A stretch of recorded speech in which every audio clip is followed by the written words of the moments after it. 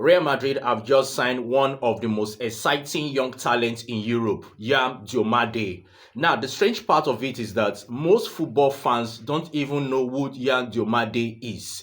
So why will a big club like Real Madrid spend millions of pounds signing Yan Diomande?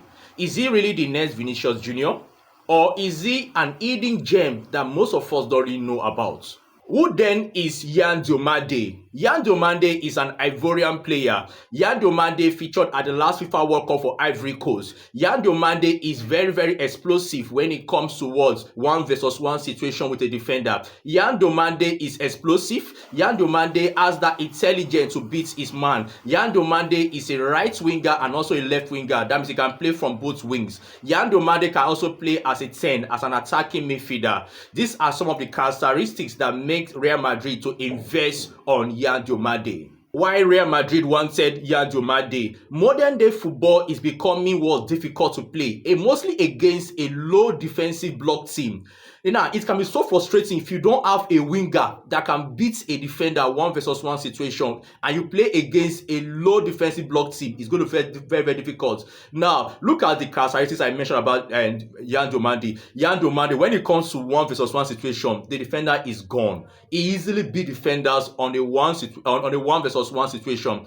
This is one strong characteristic of Yan Diomande. Yan Diomande is fearless with the ball. Yan Diomande always attacks defenders. He's not the normal winger that tends to depend on speed or passes to beat a defender. Yan Diomande can commit defender, any defender. And you need this kind of numerical advantage if you are playing for a club like Real Madrid. Because most times, 95% of any club that will play against Real Madrid, we want to come with a low defensive block against Real Madrid. So you need those wingers that can commit their defenders. You need those wingers that can take the ball to them. You need those wingers that can beat them on a 1v1 situation. This is where Yan Diomande comes to play.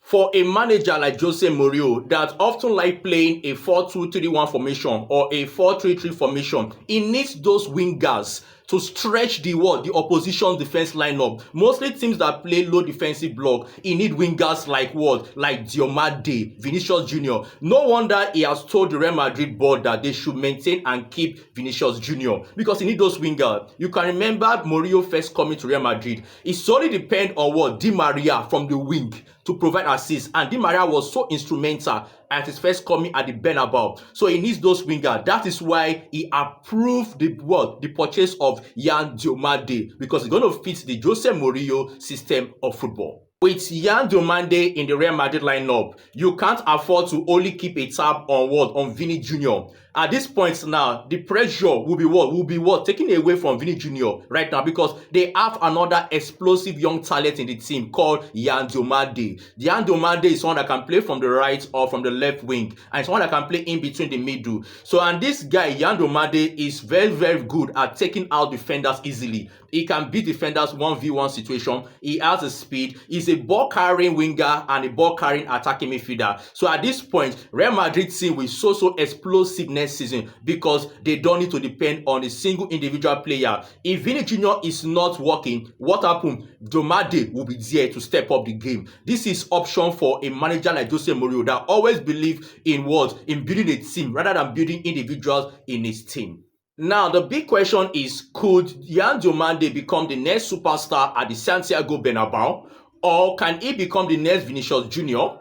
Or is this transfer too risky for a club like Real Madrid to invest on? Now, for me personally, I believe Yan Diomande has the characteristics to excel at the Santiago Bernabeu if he actually puts everything in order. And again, if he actually listens to instructions from a coach like José Mourinho, he can excel. But if he allows the pressure of Real Madrid to overwhelm him, he may likely become a flop. And for Real Madrid, it could be a 50-50 bargain. You see that the investment goes good or goes bad. So guys, I want to hear your opinion about this. Do you think Yan Diomande will exceed or will excel at Real Madrid? Or do you think it will flop at Real Madrid? Let's get your opinion, guys.